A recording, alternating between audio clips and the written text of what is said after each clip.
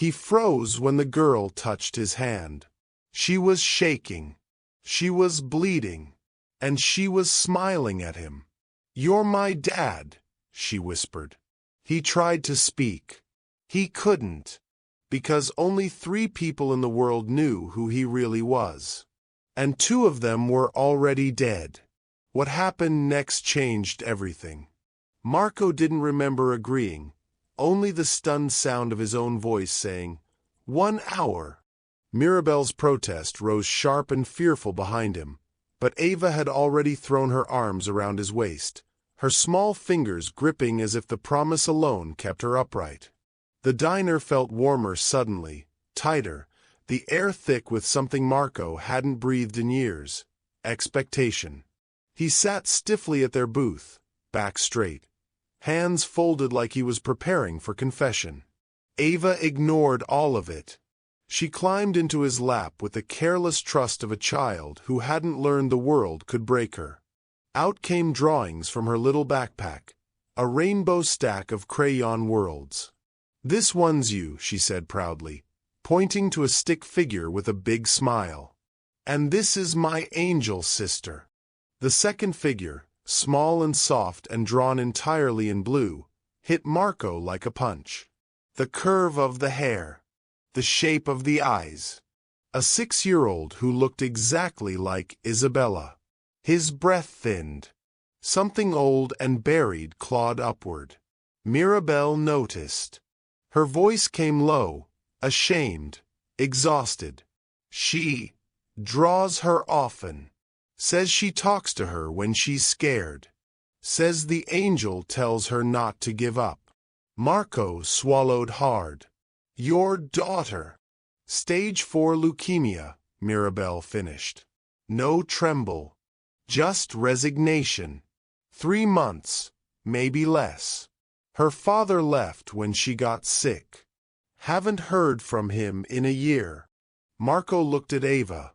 Bright, hopeful, alive in a way that felt like defiance. A child fighting her body and the world at once. His phone buzzed again. "Vincent, where the hell are you? Everyone's waiting." Marco silenced it without reading the rest. Giuseppe approached with 3 mugs of hot chocolate. He bent close, voice carrying the weight of history. "Boss, you don't have to do this." Marco's reply surprised even himself. "Maybe I do." Ava handed him a thin Christmas storybook, edges frayed. "Can you read it? Please." Marco opened it, and froze. The first illustration was one he knew by heart. The very same book Isabella had begged for every Christmas Eve. His voice cracked on the first line. Ava didn't notice. She curled against him, listening like she'd waited her whole life for this moment. Mirabelle watched them, something fragile loosening in her expression. She didn't interrupt, didn't warn him away. She simply saw him, really saw him, and recognized another parent living with a ghost. When the hour was finally up, Ava lifted her head, sleepy-eyed. "Can you stay a little longer? Please. Just a little." Marco looked at Mirabelle. She searched his face, reading the grief he no longer bothered to hide. Then she gave a single, trembling nod. Marco shut off his phone completely. "Come on," he said softly. "Let's go see the Christmas tree." Ava beamed. Mirabelle exhaled. And Marco felt the first shift in his chest, a door unlocking he didn't remember closing. But as they stepped outside into the falling snow, Marco felt it. The unmistakable sensation of someone watching him. Snow whispered across the windshield as Marco guided the Mercedes through Manhattan, the city glowing in gold and icy blue. In the back seat, Ava pressed her palms and nose to the glass, gasping at every wreath, every blinking rooftop angel, every caroler braving the cold. The kind of awe only children and the broken still possess. Mirabelle watched her daughter with a tired smile, her hand resting protectively on Ava's knee. Marco kept catching their reflection in the rearview mirror, two lives stitched together by struggle, hope, and something he recognized painfully well: survival. At Rockefeller Center, the crowd swelled beneath the towering Christmas tree, its lights shimmering like falling stars. As they stepped into the sea of people, Ava slipped her small hand into Marco's. His entire body flinched at the contact. 15 years since he'd felt a child's fingers wrap around his own. He nearly withdrew, but Ava squeezed, gentle and sure, and he let her guide him forward. "Mr. Marco," she whispered as they stood beneath the tree's glow. "Yes, little one? I have 3 Christmas wishes." He crouched to her level. "Let's hear them." She counted on her fingers, voice trembling from cold and something deeper. "I wish Mommy didn't have to work so hard. I wish I could see my daddy." She hesitated, eyes shining. "And I wish I wasn't sick anymore." Marco felt the world tilt. Before he could answer, she pointed to a small ornament booth, an angel carved from crystal, delicate and shimmering like frost. He bought it without hesitation. Mirabelle froze when she saw the price. "Marco, absolutely not. This is too much." His voice was soft but immovable. "My daughter never got her last Christmas. Let me give this one to yours." The words hit Mirabelle harder than the cold. She looked at the credit card he handed the vendor, and went pale. She pulled Marco aside, away from Ava. "Your last name." "Santoro." Marco tensed. "What about it?" Her voice dropped to a whisper meant only for ghosts. "My husband was David Chen. He was the EMT who tried to save your wife and daughter that night." Marco stopped breathing. Mirabelle continued, tears gathering. "He talked about it for years. About how he held your little girl's hand. How he promised her she wasn't alone. He couldn't forgive himself. It broke him, Marco. He died 2 years later. Heart attack, they said. But I know. He never recovered from losing them." The city noise washed out, leaving only the echo of a memory Marco had tried to bury. Isabella's tiny fingers wrapped around a stranger's hand while he stood helpless, powerless, too late. This was no coincidence. No chance encounter. It felt like fate carving a circle around them all. Later, at St. Patrick's Cathedral, under the hush of midnight mass, Ava tugged Marco's sleeve. "Light a candle with me?" Please hit subscribe and turn on the notification bell so you never miss our channel's new videos. It is quick, free, and the best way to support us in bringing you more dramatic stories. Your support means the world to us. Where are you watching from? Drop your city or country in the comments below. Thank you very much. Now, let us return to our main character. They knelt together. Ava's voice floated into the quiet sanctuary. "Please let Mr. Marco be my daddy forever. And please don't take him away like you took my real daddy." Marco's armor shattered. He bowed his head, hiding the tears. When they stepped back into the cold, the spell broke. Marco's phone buzzed violently. Dozens of messages. From Vincent. "You're making a mistake, Uncle. You're getting soft. Weak men don't survive." The final message chilled him. "I know who you're with tonight." Marco lifted his gaze toward the darkened street. Vincent wasn't just angry. He'd seen an opening, and he was going to take it. Marco insisted on driving them home, the city thinning into quieter streets as the clock pushed toward midnight. He told himself he would drop them off, make sure they were safe, and walk away before his world bled into theirs. That was the plan. Clean, necessary, disciplined. But Ava's small voice shattered it the moment they stepped inside the apartment. "Just one more story, please?" Marco froze. Mirabelle's eyes softened, a mixture of gratitude and apology. "She won't sleep without it," she murmured. "He should have left." Instead, he nodded. The apartment was tiny, dim, and cold in the corners where the heater struggled. Medical bills sat stacked on the counter, some opened, some not. The wallpaper peeled near the window.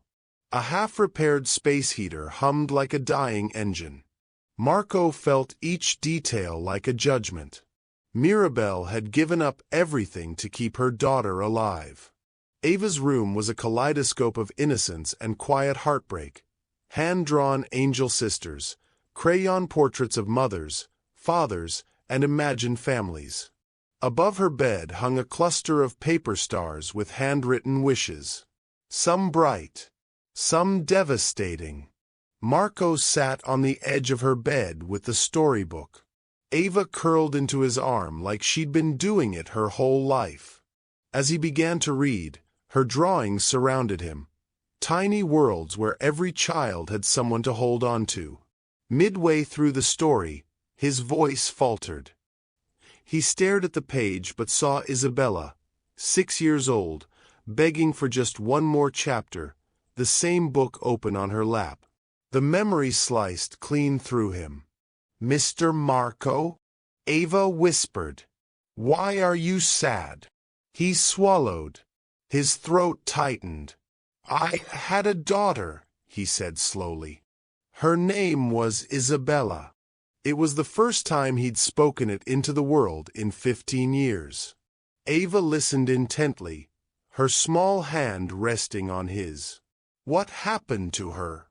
Marco stared at the floor. His chest heaved, but the words came. "She died. And when she did, I think the rest of me died with her." Ava leaned her head against his arm. "Maybe she sent me to find you," she said softly. "So you wouldn't be alone anymore. And so I wouldn't be either." The room tilted. Marco closed his eyes, overwhelmed by the simplicity, the purity of her belief. Then midnight struck. Ava's body stiffened. Her eyes rolled. Her limbs jerked violently. "Ava!" Mirabelle screamed. Marco caught her before she hit the floor. The seizure ripped through her tiny body, and the terror that slammed into Marco was blinding. Isabella's final moments flashed like lightning, her hand slipping from his, her breath fading, the world falling silent. "Call 911." Marco shouted, voice shaking. Mirabelle already had. Marco held Ava tightly, whispering, begging, bargaining, things he had never allowed himself to do. "Don't leave. Please don't leave. I just found you. Stay with me. Stay." The ambulance arrived in minutes. On the stretcher, Ava briefly stirred. Her voice was a faint breath against Marco's ear. "Please don't leave me, like my daddy did." Marco's heart split open. At the hospital, doctors swarmed. Machines beeped. Voices blurred. Mirabelle sobbed silently against the wall. Marco stood still, fists clenched, feeling every moment he failed Isabella, and refusing to let history repeat. When the double doors closed behind Ava and the doctors, Marco stepped into the hallway, staring through the glass. He made a vow without speaking it.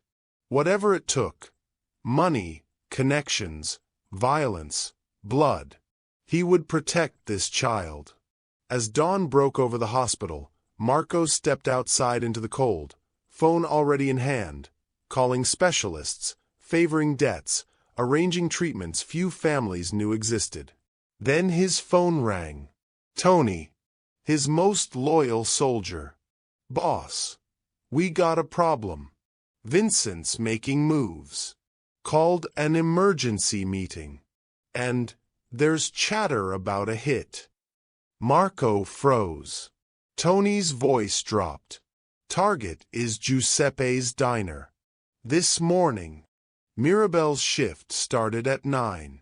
Marco's blood ran to ice. Marco stood on the hospital steps, the cold morning air cutting through his suit, Tony's words echoing like gunshots. A hit. Giuseppe's diner. Christmas morning. Mirabel would be there. Exhausted, grieving, unaware of the danger barreling toward her. He didn't hesitate. The family meeting was a trap. Vincent wanted him to walk into a room where every vote had already been cast against him. But the diner, that was real. Immediate. Deadly. He chose. Tony, he said, voice low and decisive. Rally the loyal men. Arm up. Meet me at the diner. What about the meeting? Tony asked. Let it burn. Marco jumped into his Mercedes and sped through the city, sirens wailing somewhere in the distance, Christmas bells chiming faintly in the wind. Snow was falling again. Soft, deceptive, pretty. The kind of snow that hides blood until morning. By the time he reached Giuseppe's block, he saw them. 4 black SUVs rolling in like a funeral procession. Vincent's crew. Marco killed his engine and stepped out alone. No gun yet. He didn't want the first move to be his. He positioned himself at the diner's entrance, shoulders squared, breath slow and steady. Inside, he could see Giuseppe ladling soup for homeless families, Mirabel wiping down tables, her tired smile warm despite everything she'd endured. They had no idea death was parking across the street. The SUVs stopped. Doors opened. Vincent stepped out first, dressed in an immaculate camel coat, scarf tucked neatly, the picture of a man who thought he'd already won. Uncle Marco, he called, spreading his arms wide. You missed the meeting. The family voted. They agree. You've gone soft. Bad for business. Marco didn't move. You want this diner, he said evenly. You go through me. Vincent smirked. For what? A nurse and a dying kid? You'd throw away 15 years of building our empire for strangers. Marco's jaw tightened. They're not strangers anymore. For a moment, Vincent's smirk faltered. A flicker of disbelief. You're serious, he said. You'd choose them over us. Marco's silence was his answer. Vincent exhaled sharply, disappointed. Then you're already dead. He gave a subtle nod. Guns came up. Marco moved first. He ducked behind a parked car, bullets shattering glass around him. The world erupted, metal pinging, tires bursting, people screaming inside the diner as Giuseppe shoved everyone to the kitchen. Marco fired back, precise, cold, controlled. He fought like a man with 15 years of regret in his bones, and something new, something fierce protecting him from falling. Love. Vincent's men advanced, but Marco held the line alone until headlights tore around the corner. Tony and the loyal soldiers. They crashed into the fight like a storm. Gunfire split the air. Snow sprayed up from the pavement. Marco and Tony moved in tandem. Years of trust condensed into lethal efficiency. The tide turned fast. Vincent realized it. He scrambled behind a car, blood on his coat, fear finally cracking through his arrogance. He locked eyes with Marco, a promise, a threat, a declaration. You're finished, he shouted before diving into an SUV. The family will hear about this. The vehicles screeched away, disappearing into the swirling snow.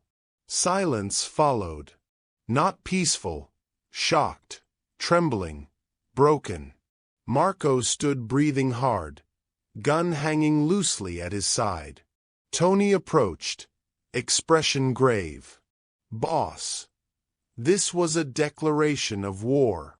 Police sirens wailed in the distance, growing louder by the second. Inside the diner, Marco saw Mirabelle through the window, hand pressed to her mouth in horror.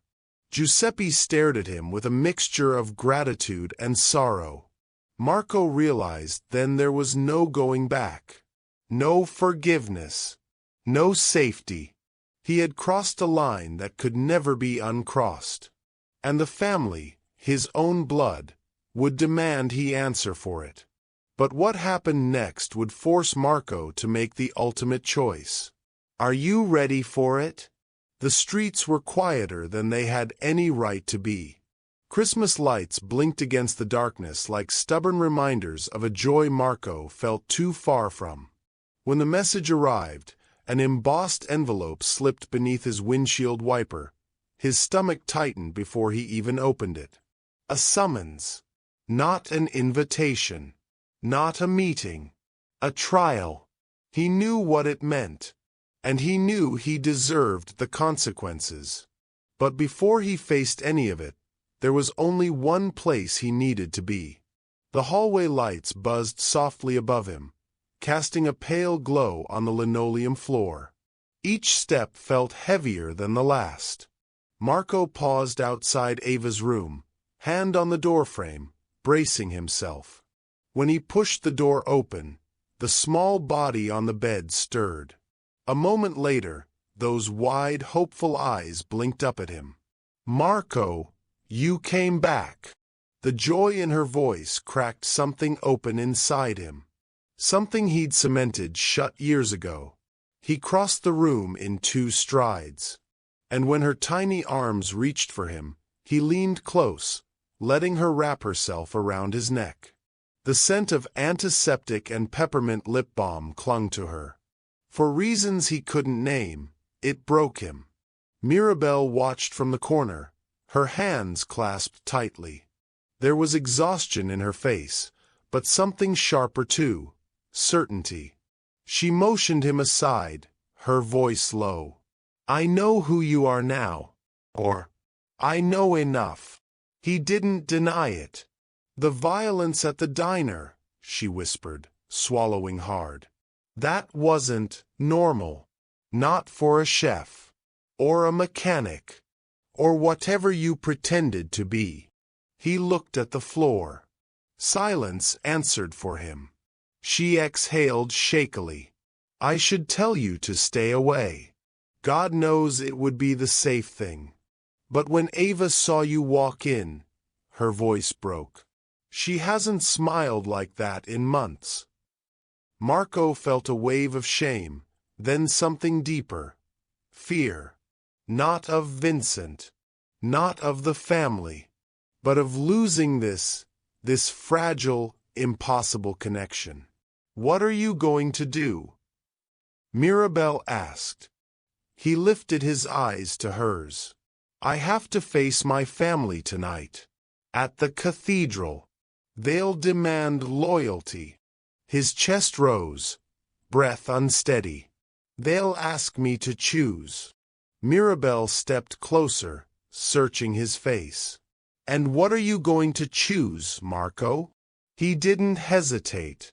"You." Her breath caught. Behind them, the small voice came from the bed. "Choose us for what?"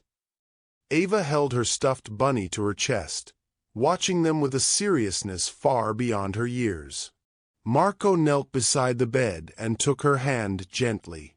"I have to do something hard tonight," he said softly. "But I'm coming back. I promise." "You promise," she whispered. Marco bowed his head until their foreheads touched. "I keep my promises." Ava smiled, small but steady.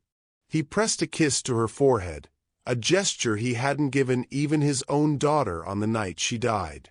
The realization shook him. And yet it felt right. As he reached the door, Mirabelle's voice trembled behind him. "Marco, David, my husband. His last words were, "I couldn't save them." She swallowed. "Maybe this is why. So you could save us instead." The words followed him down the hallway like a blessing he didn't think he deserved. Snow had begun to fall again. Soft, quiet, relentless. Marco climbed into the car, the summons lying across the passenger seat like a verdict. He didn't bring a weapon. Going armed would mean he expected to fight. Going unarmed meant something else entirely. He wasn't going to defend his place. He was going to surrender it. But what waited inside that cathedral? He knew it wouldn't be mercy. Still, he drove toward it, toward judgment, toward truth, toward whatever would free him to walk back into that hospital room again. Toward the hardest choice he had ever made. The cathedral doors groaned as Marco pushed them open. The air inside was cold enough to sting, the kind of cold that seeped through coat, bone, memory. Candles lined the marble aisle, casting long, trembling shadows across faces he had known for half his life. Every captain, every soldier, every associate tied to the Gambino name. They stood shoulder to shoulder, forming a silent corridor of judgment. At the far end stood Vincent, chin high, eyes gleaming with triumph, and beside him, Don Vittorio. The old man's hands rested on his cane, but the weight in his gaze was heavier than the stone walls around them. Marco walked forward. His footsteps echoed, loud in the vastness, like the tolling of a bell. When he reached the altar, Vincent stepped forward first, his smirk sharp as a blade. "Look at you," he murmured. "Not even carrying.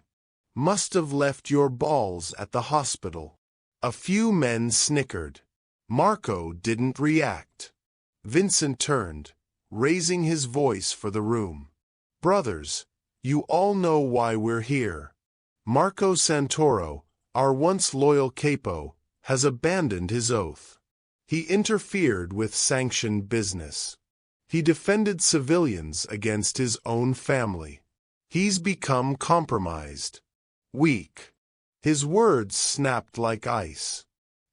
"He's unfit to lead," Vincent declared. "He's a danger to all of us." Don Vittorio stepped forward then, slower, but with a gravity that silenced the room. His eyes found Marco's, and for a moment, just a moment, Marco saw the man who had once held him like a grieving son. "Marco," the old man said quietly, "after you lost your family, I brought you into my home, into my heart. You were like a son to me." The disappointment in his voice was a blade sharper than Vincent's cruelty. "But Vincent is right. You've broken the code.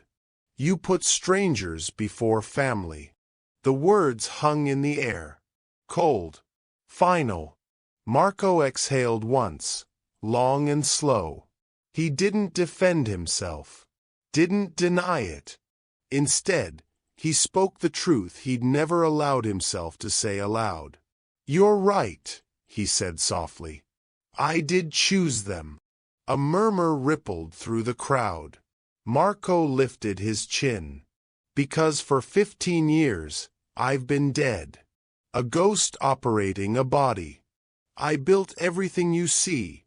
He gestured to the men, the power, the cathedral. "Out of rage. Out of revenge. And it gave me nothing. Nothing but emptiness." Silence fell, thick and complete. Marco's voice softened, cracked at the edges. "That little girl, Ava," he swallowed. "She asked me to be her father. Not because she wanted anything from me. Not because she knew who I was. But because she saw I was sad. And she thought, maybe we could be unsad together." Even Vincent didn't speak. Not yet. Marco reached into his coat pocket, pulling out the ring, the Gambino family crest, heavy and cold. This ring had once meant salvation, power, purpose. Now it felt like chains. He placed it on the altar. The small, metallic click echoed. Vincent broke first, scoffing. Pathetic. You'd throw away everything for a dying kid and some nurse. Marco turned, facing every man he had once commanded. Yes, he said simply. Because they gave me something you never could. He let the words rise from somewhere deep. Something quiet, something honest. They reminded me I'm human. I have a chance to be a father again. To protect instead of destroy. To love instead of fear. The cathedral held its breath. Slowly, Don Vittorio stood straighter, leaning on his cane. For a moment, Marco wondered if this was it, if the old man would order his execution. He bowed his head. I won't resist. But when he looked up, Don Vittorio's expression had changed. Sadness softened into something like mercy. Then go, Marco, he said quietly. You are no longer one of us. But, his voice cracked, I hope you find what we could not give you. Peace. Vincent exploded. What? No. He betrayed us. He deserves. Silence, Don Vittorio barked, slamming his cane to the floor. The sound rang out like thunder. It is done. Marco nodded once, to the man who had once saved him, and now was letting him go. If you interfere with family business again, the Don added, voice grave, there will be no mercy. Marco accepted it. Then he turned. No guards stopped him. No bullets followed. He walked out through the same aisle lined with men who would have once died for him. None stepped forward. None met his eyes. By the time he pushed open the cathedral doors, snow had started falling again. Soft, silent, almost forgiving. He wasn't a boss anymore. He wasn't a soldier. He wasn't even protected. He was just a man who had finally chosen love over power. Marco stepped into the night, started the engine, and drove toward the only place left that mattered. Toward the hospital. Toward them. The hospital was quiet in that soft, sacred way only Christmas mornings could be. Hushed hallways, dimmed lights, the faint glow of garlands still hanging from the nurse's station. Marco walked through it with snow still clinging to his coat, the cold clinging to his skin like a final echo of the world he'd just left behind. He reached Ava's room and stopped in the doorway. The small girl lay curled on her side, one hand resting on a stuffed snowman, her breathing steady and slow. Mirabelle was asleep in the chair beside her, chin tucked to her chest, exhaustion pulling her features into something fragile. Marco stepped inside quietly and took the seat beside Ava's bed. For a long moment, he just watched her breathe. Her tiny chest rising and falling. Her fingers twitching slightly in some dream. Her face, peaceful, innocent, unafraid. He didn't realize how tightly he'd been holding himself together until now. Something inside him loosened, softened. He brushed a strand of hair from Ava's forehead with the back of his hand. The simple gesture, gentle, instinctive, felt like something sacred. Mirabelle stirred.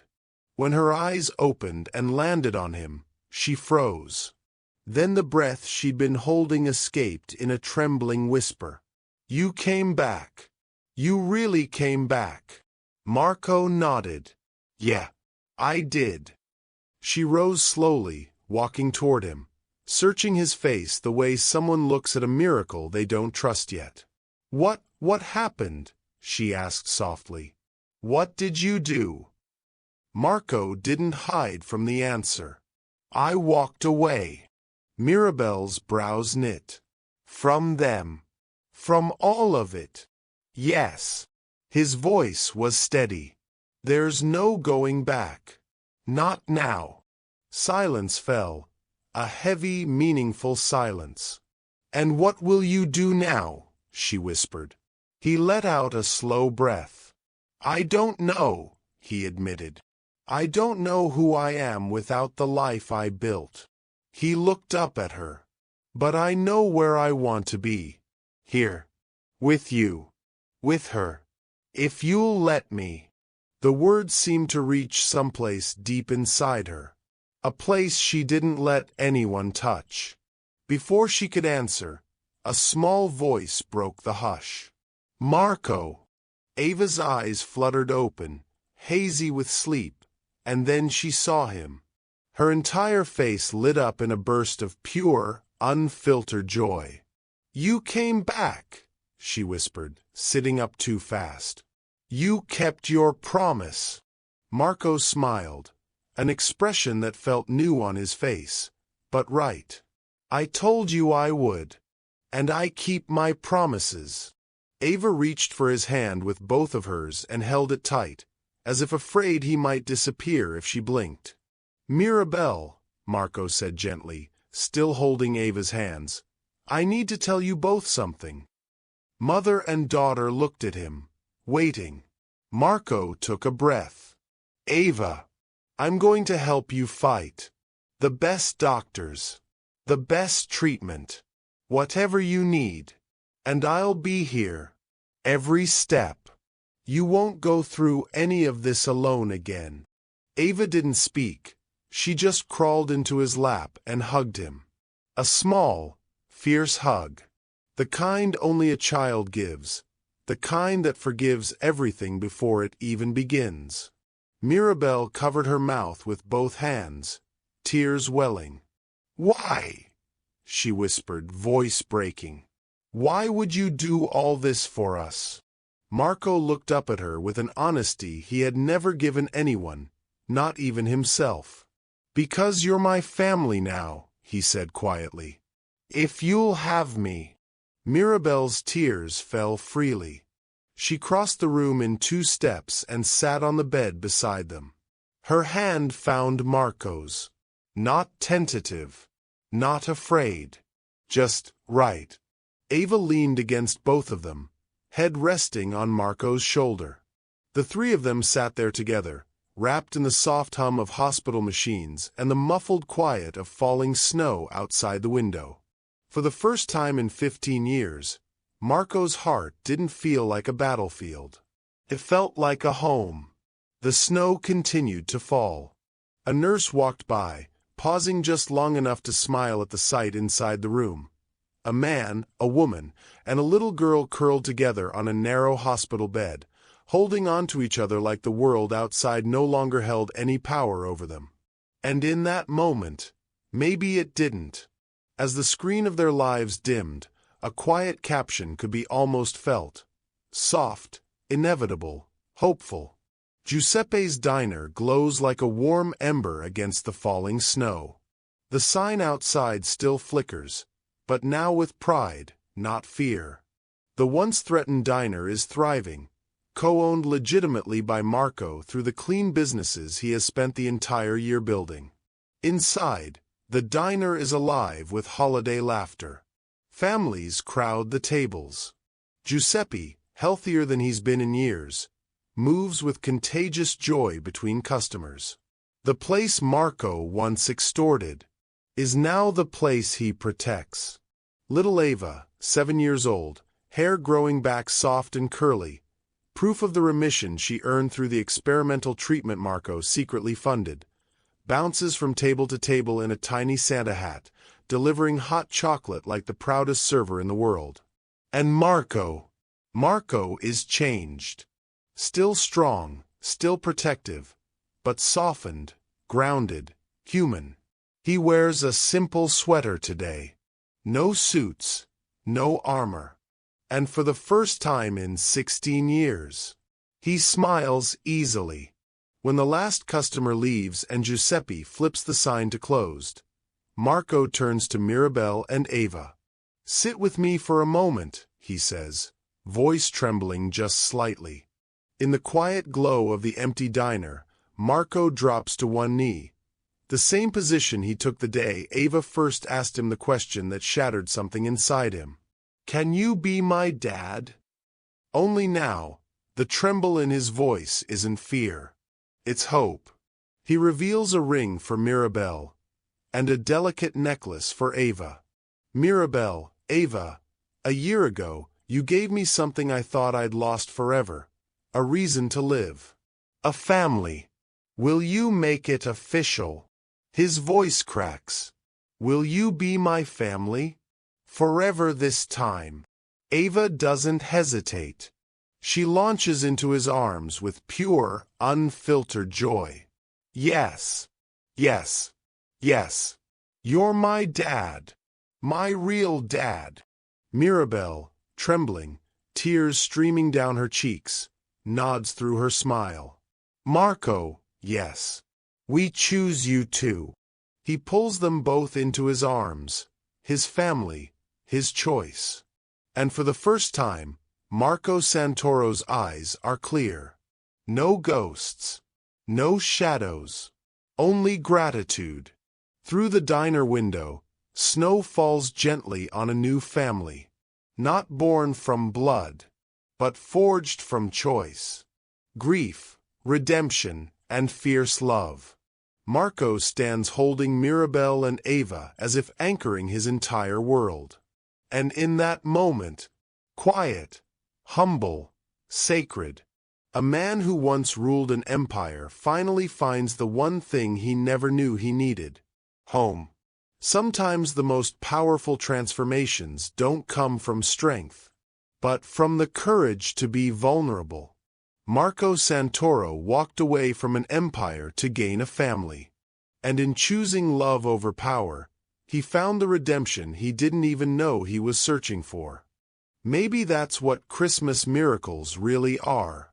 Not magic, but the human heart's ability to heal, to hope, and to choose love even when it costs everything. What would you sacrifice for a chance at redemption? What would you risk for love? If this story moved you, make sure you subscribe, like, and hit the notification bell. Your support helps us bring more powerful stories of hope and transformation to life. Tell us in the comments where you're watching from and what you would sacrifice for family. And join us tomorrow for another unforgettable story you won't want to miss. Thank you for being part of our community.